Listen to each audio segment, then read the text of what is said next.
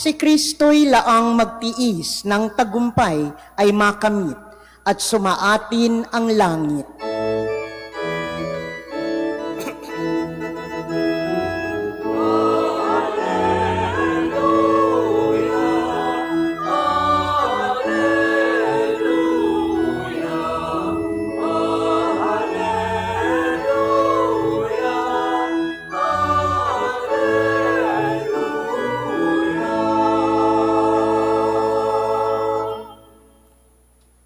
Sumainyo ang Panginoon. At sumaiyo rin.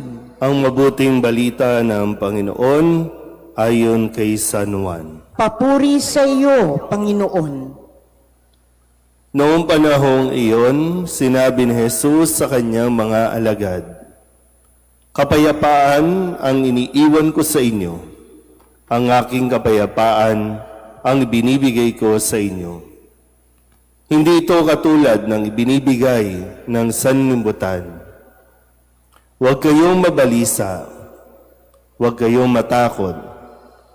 Sinabi ko na sa inyo, ako'y aalis, ngunit babalik ako. Kung iniibig ninyo ako, ikagagalak ninyo ang pagpunta ko sa Ama, sapagkat dakila ang Ama kaysa akin. Sinasabi ko na ito sa inyo bago pa mangyari, upang kung mangyari na, kayo'y manalig sa akin. Hindi na ako pakakahaba ng pagsasalita sa inyo, sapagkat dumarating na ang pinuno ng sanlibutan ito.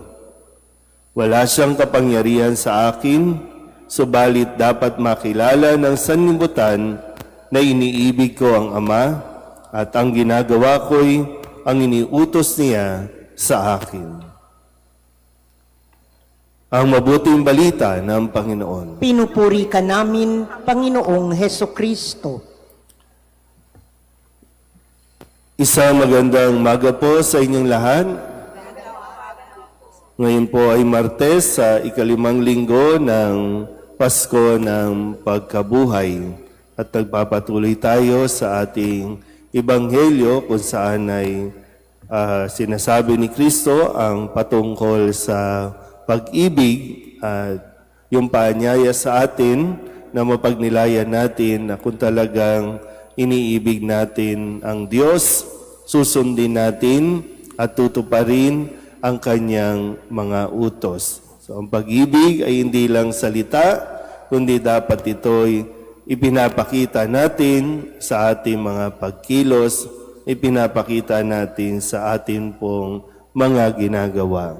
Kaya ngayon, bahagi po nito, sinasabi ni Kristo na kung iniibig ninyo ako, ikagagalak ninyo ang aking pagpunta sa Ama. So, nasa ikalimang linggo tayo, ilang linggo na lang o ilang araw na lang, si Kristo ay aakyat na sa langit. So yung bago umakyat, meron siyang ipinagbibilin, lalo tigit, meron siyang ibinibigay sa atin.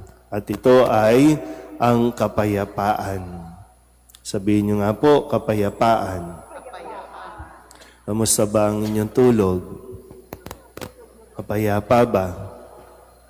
Minsan kasi natulog tayo ng ang dami nating iniisip, kaya paggising natin, hindi maaliwalas ang ating gising at itinutuloy lang natin yung ating po mga ikinabalisa kahapon.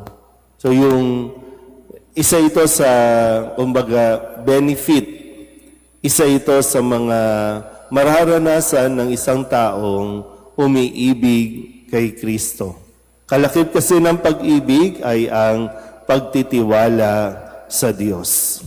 Yun nga lang, sabi ni Kristo, ang kapayapaang iniiwan ko sa inyo, ang kapayapaang ibinibigay ko sa inyo, hindi ito katulad ng ibinibigay ng mundo.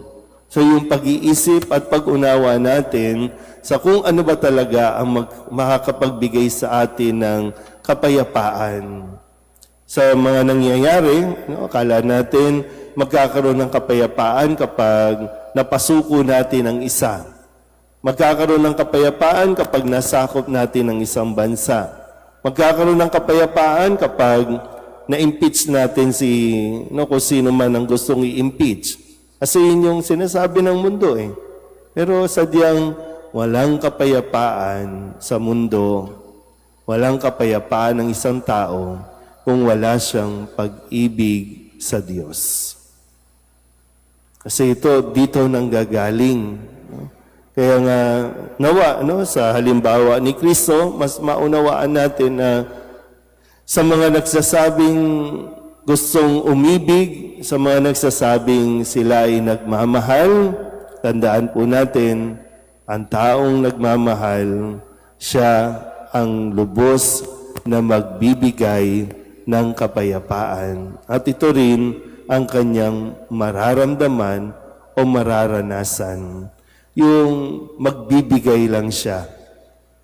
At ito yung ikakapayapa ng kanyang kalooban. Hindi yung pag-ibig na naghahangad na ibigin ka rin. Hindi yung pag-ibig na naghahangad na may kapalit. Bagaman, kailangan natin magdesisyon, inibig tayo ng Diyos, inibig tayo sa pamagitan ni Kristo, pero kailangan natin magdesisyong tatanggapin ba natin ang kanyang pag-ibig.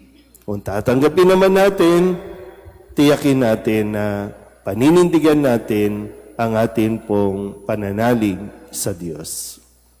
Amen.